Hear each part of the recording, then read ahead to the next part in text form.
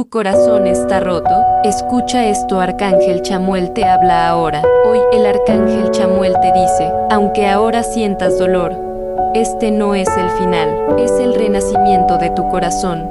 Yo estoy aquí, acariciando tu alma con amor divino. El verdadero amor comienza contigo. Vuelve a ti. Eres luz, eres amor, y lo que mereces está en camino. Comparte este video si conoces a alguien que lo necesite en estos momentos para que reciba este mensaje y este abrazo a su corazón.